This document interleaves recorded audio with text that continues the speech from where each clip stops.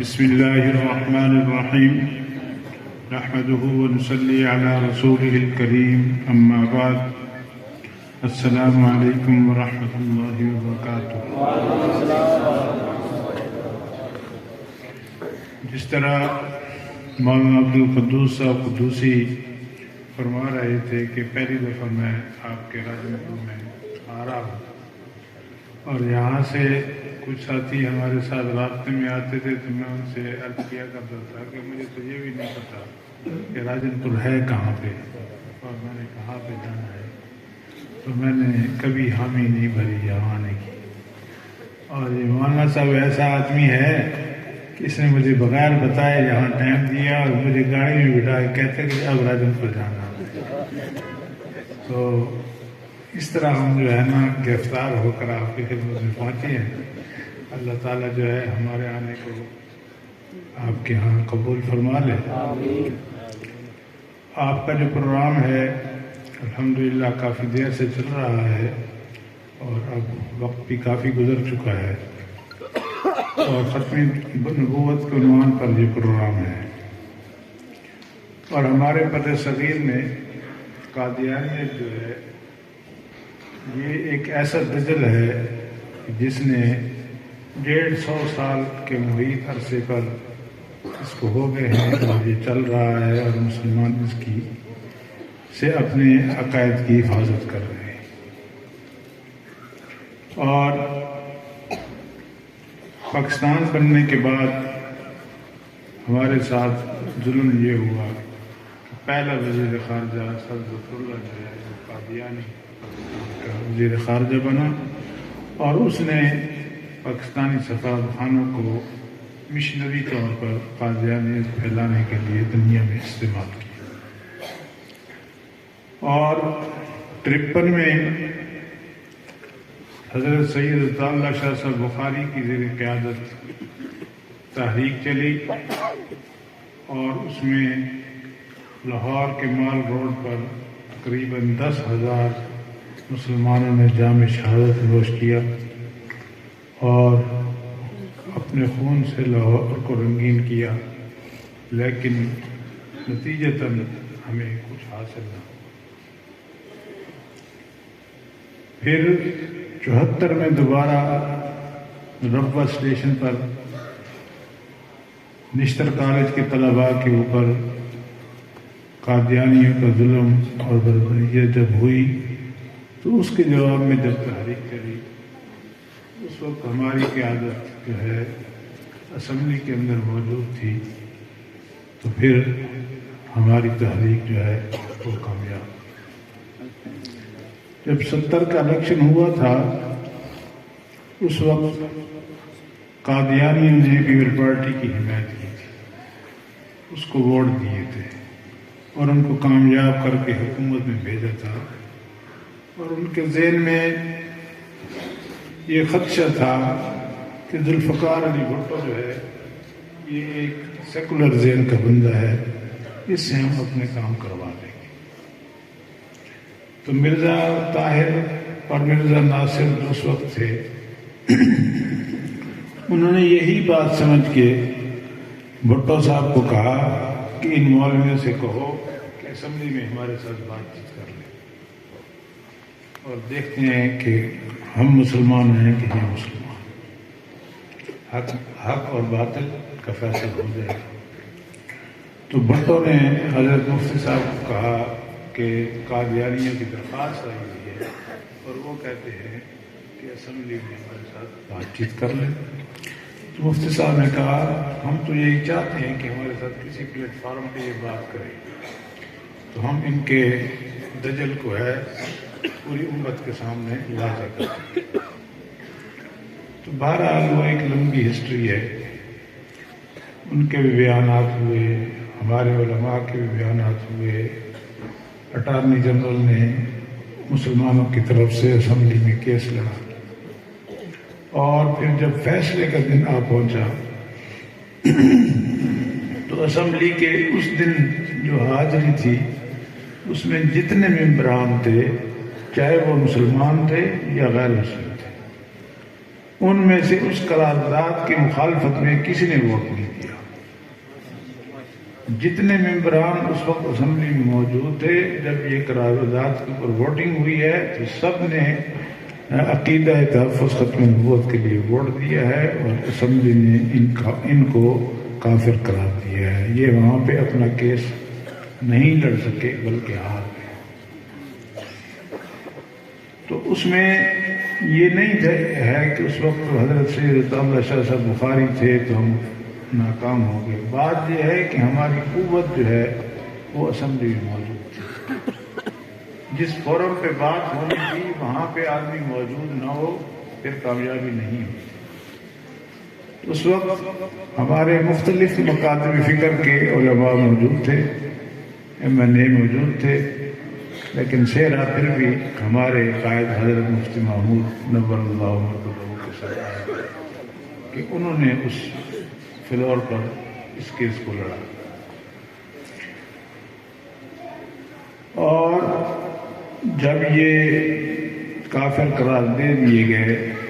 اور 74 سے لے کے آج تک یہ آئین کے باغی ہیں اور اس آئین کے فیصلے کو یہ نہیں مانتے، اسی لیے مرزا ناصر جو ہے ربا چھوڑ کے لندن چلا گیا تھا کہ میں اس دھرتی پہ نہیں رہوں گا جہاں پہ ہمیں کافر کہا گیا۔ تو یہ وہاں لندن میں انہوں نے اسلام آباد کے نام سے ایک اپنا مرکز بنایا ہوا ہے،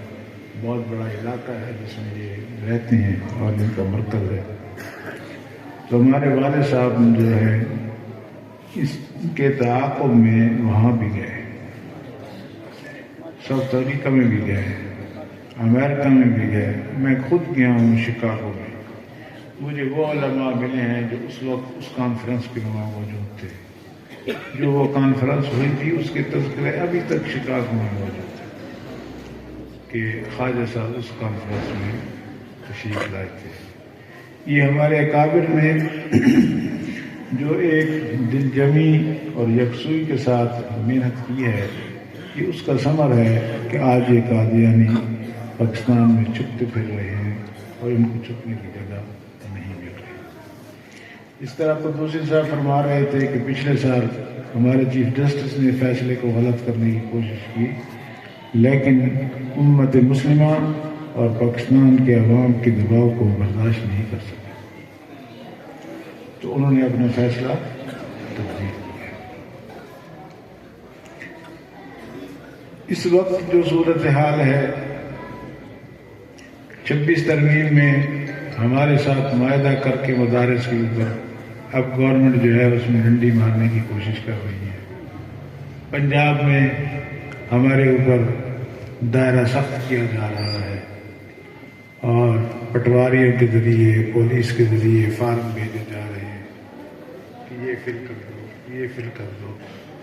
میں نے کہا کہ جو غیرت مند مولوی ہوگا نا وہ یہ فارم نہیں فل کر کے دے گا، نہ ہمیں ان کے 10,000 کی ضرورت ہے نہ 25,000 کی۔ یہ تجربہ جو ہے یہ KPK میں کر چکے ہیں۔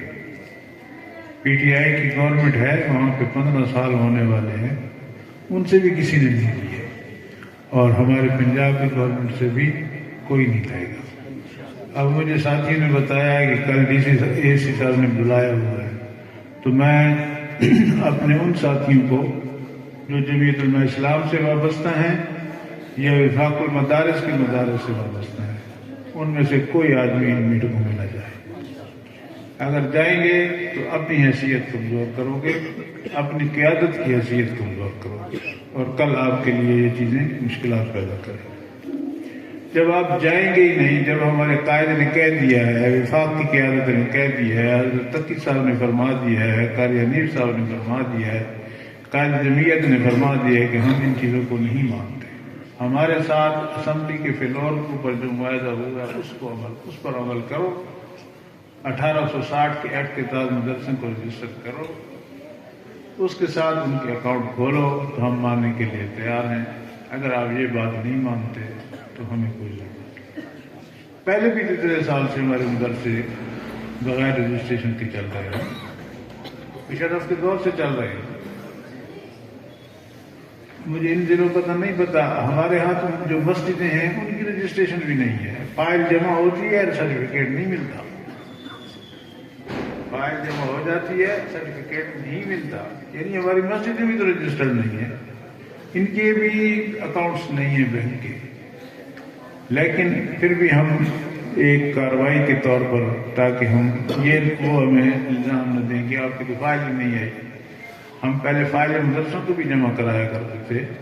اور ہمیں کوئی رسپانس نہیں ملتا تھا، اور اب پھر مسجدوں کی ہم کتنے عرصے سے یہ چیزیں جمع کروا رہے ہیں اور ہمیں سرٹیفکیٹ نہیں مل رہا۔ اب آپ فرق دیکھیں کہ یہ جو پرائیویٹ سکولز ہیں یہ آن لائن رجسٹر ہو جاتے ہیں، ان کو آن لائن 5 سال کا سرٹیفکیٹ مل جاتا ہے، ٹھیک ہے، اور ایک دینی ادارہ ہے اور محلے کی مسجد ہے، اس کے لیے قانون یہ ہے کہ آپ تمام چیزیں دے کے جاؤ، کہ دفتر میں جمع بھی کرا دو اور سارا کچھ بھی پورا کر دو۔ پھر پہلے تو یہ کہتے ہیں جی کہ ایجنسیوں کی رپورٹیں نہیں آئی، کبھی کوئی بہانہ بنا لیتے ہیں، کبھی کوئی بہانہ بنا لیتے ہیں، پھر آخر میں سال گزر جاتا ہے اور سرٹیفکیٹ نہیں ملتا۔ تو عملاً تو ہم پہلے بھی انرجسٹرڈ ہیں، پھر اور وقت گزار لیں گے، اس سے تو کوئی فرق نہیں پڑتا، لیکن بات یہ ہے کہ جو کمٹمنٹ حکومت نے اسمبلی کے فلور کے اوپر کی ہے جمعیت علماء اسلام کے ساتھ، اس کو پورا کریں۔ اس میں ہم نے جو دوسرے وفاق ہیں ان کے لیے انہوں نے ہمیں کہا کہ اگر آپ اس کو برا نہ بنائیں تو ہم آرڈیننس کے ذریعے ان کو اکوموڈیٹ کر لیتے ہیں۔ تو قائد نے کہا کہ ہم دوسروں کے لیے رکاوٹ بننے کے لیے تیار نہیں ہیں، آپ ان کے لیے جو راستہ نکالنا چاہتے ہیں نکالیں، لیکن ہمارے کام کو نہیں چھوڑیں۔ لیکن اب ان کو راستہ دیا جا رہا ہے اور ہمیں راستہ نہیں دیا جا رہا، اس لیے اس مجمع میں جتنے بھی ہمارے خطیب حضرات بیٹھے ہیں، یہ مدرسے کے انتظامیہ کے لوگ بیٹھے ہیں پوری تحصیل کے، وہ کل کے اجلاس میں نہیں جائیں گے اور اپنی قائد کی جو ہے بات کی لاج رکھیں گے اور حضرت مولانا تقی عثمانی کی بات کی لاج رکھیں گے، جن کو پوری دنیا جانتی ہے، ہم ان کے ساتھ چلنے والے ہیں، ہمیں اے سی یا ڈی سی یا ڈی پی او سے ڈرانے کی ضرورت نہیں ہے۔ تو جب تک ہماری قیادت موجود ہے ملک کے اندر، ہمیں کوئی دیوار کے ساتھ نہیں لگا سکتا، اور انشاءاللہ تعالی یہ ادارے اسی طرح چلتے رہیں گے جس طرح پہلے چل رہے ہیں، ان کو کوئی رکاوٹ نہیں ہے اور نہ ہوگی۔ آپ لوگ جو ہے پنجاب میں رہتے ہیں، پتہ نہیں آپ لوگوں کا بلوچستان میں جانا ہوا یا نہیں ہوا، یا سرحد کے دور دراز علاقوں میں جانا ہوا نہیں ہوا، سندھ کے کئی علاقوں میں کئی علاقوں میں گیا ہوں، وہاں کے محترم حضرات اور انتظامیہ والے کہتے ہیں کہ جی ہم نے 6 مہینے کی تنخواہیں نہیں دی، ہمارے پاس خرچہ نہیں ہے، لیکن یہ مولوی بیچارہ پھر بھی بیٹھ کے صبح و شام کتابیں بھی پڑھا رہا ہے اور قرآن بھی پڑھا رہا ہے۔ اتنی اگر اسکول ٹیچر کی تنخواہ 1 مہینے میں کچھ دن لیٹ ہو جائے نا تو وہ اپنی کلاس میں نہیں جائے گا کہ مجھے تنخواہ دیتا ہے، لیکن ہمارے علماء ایسے ہیں کہ قربانی دے کر وقت گزارتے ہیں اور تنخواہ نہیں ہی ہوتی پھر بھی گزارا کرتے ہیں، دکان سے، محلے کی دکان سے قرض لے کے اپنے بچوں کی ضروریات پوری کر لیتے ہیں۔ آج کا مہنگائی کا دور جو ہے، اگر ایک بچہ بیمار ہو جائے تو 4-5 ہزار تو مذاق میں لگ جاتا ہے، ڈاکٹر کی فیس اور میڈیسن اور ٹیسٹ بھی نہیں پورے ہوتے، جو ہم اساتذہ کو دیتے ہیں، ہم کتنی تنخواہ دیتے ہیں، صحیح ہے نا؟ تو اس لیے ہمارے جو علماء ہیں ان کو ان تھوڑے پیسوں پہ نہیں خریدا جا سکتا، انشاءاللہ تعالی یہ اپنی قیادت کے ساتھ کھڑے رہیں گے اور کام کرتے رہیں گے۔ دوسری بات، مولانا عبدالقدوس صاحب کارگزاری سنا رہے تھے سیلاب، میں نے ان سے گاڑی میں بھی بات کر رہا تھا کہ کرونا کی آفت آئی تو خدمت کے لیے علماء تھے، اس کے بعد سیلاب آیا اس سے پہلے جو ہے اس وقت علماء تھے. اب پھر سیلاب آیا ہے تو دیندار طبقہ سامنے ہے. میں بنیر میں بھی گیا ہوں, وہاں کے حالات خود دیکھ کے میں آیا ہوں مفتی فضل غفور کے ساتھ. وہاں پہ ایسے ایسے پتھر نظر آتے ہیں, وہ کہتے ہیں کہ یہ پتھر ان پہاڑوں کے ہیں ہی نہیں, اور اتنے بڑے ہیں, اور پتہ نہیں گھروں میں جو کھڑے ہیں ڈھانچے ان میں وہ گھس کیسے گئے پتھر. اور مفتی غفور کہتا ہے کہ پہلے 2-3 دن تو ہم نے اجتماعی جنازے پڑھے ہیں اور اجتماعی قبر میں میت دفن. اتنا زیادہ جانی نقصان ہوا ہے جس کا حساب نہیں. ہمارے علاقے میں تو میں شاید غیر مسلم نہیں ہوں گے, وہاں پہ سکھ برادری بہت زیادہ ہے. انہوں نے وہاں ان کے عبادت خانے صاف کیے ہیں, ان کے گھروں کی مرمتیں کی ہیں, ان کی دکانیں صاف کر کے ان کو کاروبار دوبارہ بحال کرا کے دیا ہے مسلمانوں نے اپنی اقلیت برادری. تو جتنی قربانی ہمارے علماء دے رہے ہیں اپنے اداروں کو انہوں نے چھوڑ دیا ہے, اور یہ جو ہے سیلاب زدگان کی خدمت میں لگے ہوئے ہیں. لاہور میں ہوں, سرگودے میں ہمارا ایک ہاسپٹل ہے خاتم النبیین ہارٹ سینٹر, اس کے ساتھ ہی مجھے کہہ رہے تھے جی کہ ہم سیلاب کے علاقے میں پہنچے ہیں ویلفیئر کے لیے, تو وہاں کا ڈی پی اور ڈی سی ہم سے بعد میں پہنچا ہے. یعنی ہم پہلے پہنچ گئے ہیں وہاں پہ لوگوں کی خدمت کرنے کے لیے, اور یہ جو ہے نا بعد میں گورنمنٹ پہنچی ہے. اور جو میڈیسن ان کے پاس تھی, چاہے وہ سر درد والا ہے چاہے وہ کسی بیماری والا ہے, سب کو ایک دوائی دے رہے تھے. ان کے پاس دوائی نہیں تھی, بلکہ دوائی ہم ان کو مہیا کرتے تھے, تب جا کے وہ مریضوں کا علاج کرتے تھے. اور ہم خود کھانا پکا کے اگلوں کے گھروں تک لے کے جاتے تھے, کیونکہ اس وقت تو حالات یہ تھے کہ نیچے پانی تھا, اوپر سے بارش تھی, اور بارش بھی تھمنے کا نام نہیں لے رہی تھی. تو بھائی جب بھی پاکستان کے اندر مشکل وقت آیا ہے تو علماء نے ساتھ دیا. اب انڈیا کے ساتھ ہماری لڑائی ہوئی ہے تو امت مسلمہ کس طرح اپنے فیلڈ مارشل کے ساتھ کھڑی ہوئی ہے یا نہیں؟ اب افغانستان سے پنگا لیا تو کتنے کھڑے ہوئے ہیں وہ خود آپ دیکھ رہے ہیں. تو اس لیے ہماری حکومت جب پاکستان کا سوچے گی,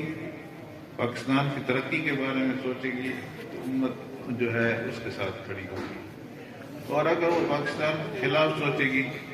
تو پھر یہ قوم اس کے ساتھ نہیں ہوگی, اور اس کا مینڈیٹ ان کو حاصل نہیں ہوگا. اب جس طرح یہ 27ویں ترمیم کی باتیں ہو رہی ہیں, ابھی تک اس کا ڈرافٹ جو ہے ہماری سیاسی جماعتوں کو نہیں ملے گا تو پتہ چلے گا کہ اس کے اندر کون سی چیز چھپی ہوئی ہے اور یہ کیا چیز ہے. بہرحال ہم اسمبلی کے اندر اپنے حجم کے مطابق اس کو روکنے کی کوشش کریں گے. اگر اس میں کوئی چیز اسلام کے خلاف ہوگی تو کبھی بھی ہم اس کو قبول کرنے کے لیے تیار نہیں ہوں گے. اللہ تعالیٰ آپ کا یہ اجتماع اپنی بارگاہ میں قبول فرمائے, اور ہمیں اپنے اکابر کے نقش قدم پر چلنے کی توفیق عطا فرمائے, اور جمعیت علماء اسلام اور وفاق المدارس کے ساتھ کھڑا رہنے کی توفیق عطا فرمائے, اور عقیدہ تحفظ ختم نبوت کے لیے عالمی مجلس تحفظ ختم نبوت کے اسٹیج سے ہمیں کام کرنے کی توفیق عطا فرمائے, کیونکہ ہماری تمام اکابرین نے ہمیشہ اسی پلیٹ فارم کو استعمال کیا ہے. اور تحفظ ختم نبوت کے لیے عالمی مجلس تحفظ ختم نبوت ایک ہمارا قدیم ترین اور مضبوط پلیٹ فارم ہے, اور اس کا پورے ملک میں نیٹ ورک موجود ہے. اللہ تعالیٰ اس کے جو اکابرین ہیں ان کو سلامت رکھے. ہمارے والد صاحب نے خود اپنی زندگی کے 34 سال اس جماعت میں صرف کیے ہیں, اور دن رات ایک کر کے اس جماعت کو چلایا ہے. کیونکہ ہمارے والد صاحب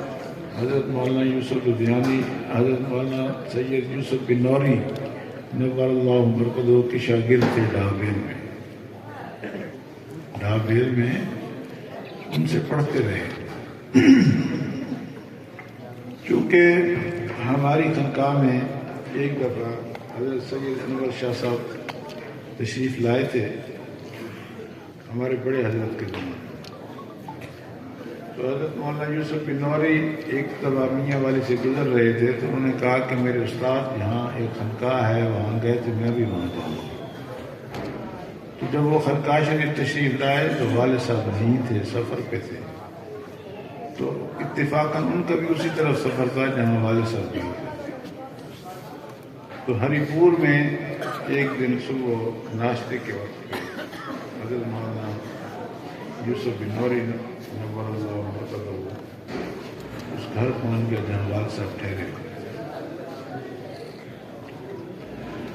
والد صاحب نے باہر نکل کے ان کا استقبال کیا، ان کو اپنی جگہ بھی بٹھایا اور خود ان کے سامنے روزانہ ہو کر بیٹھ گئے۔ تو حضرت والد صاحب نے فرمایا کہ حضرت مجھے حکم کیا ہوا تھا میں خود آپ کی خدمت میں حاضر ہو جاتا، آپ نے کوئی تکلیف نہیں۔ تو حضرت نے فرمایا کہ بھائی میں تو اس لیے گیا تھا خانقاہ شریف کہ حضرت بڑے شاہ صاحب تشریف لے گئے تھے، تو آپ سے ملاقات نہیں ہوئی تو مجھے پتہ چلا کہ میں یہاں آپ یہاں ہیں تو میں ملنے کے لیے آ گیا۔ تو والد صاحب نے فرمایا کہ حضرت میں تو آپ کا شاگرد ہوں۔ تو پھر حضرت نے پوچھا کہ کہاں پڑھتے رہے ہو، کیا پڑھا ہے مجھ سے؟ تو وہاں پہ والد صاحب نے خدمت میں گزارش کی کہ میں نے ڈابیل میں آپ سے فلاں فلاں کتابیں پڑھی۔ تو جب عالمی مجلس والوں نے حضرت بنوری کو امیر بنانے کی کوشش کی تو حضرت بنوری نے کہا کہ میری ایک شرط ہے، اگر وہ پوری کرو گے تو میں امیر بنوں گا ورنہ نہیں کرتا۔ عالمی مجلس والوں نے پوچھا کہ کیا شرط ہے جی؟ فرمائیں۔ انہوں نے کہا کہ اگر خواجہ خان محمد صاحب میرے نائب امیر ہوں گے تو میں امیر بنوں گا ورنہ نہیں کرتا۔ ٹھیک ہے؟ تو اس وقت یہ ٹیلی فونوں کے سلسلے نہیں تھے۔ پھر جماعت والے خانقاہ شریف آئے، انہوں نے کہا کہ اس طرح حضرت بنوری فرما رہے ہیں۔ تو والد صاحب نے کہا بھائی میں تو جمعیت علماء اسلام میں نائب امیر ہوں،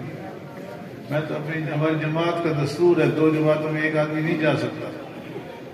جب تک جمعیت علماء اسلام مجھے اجازت نہیں دے گی میں نہیں بنتا نائب امیر۔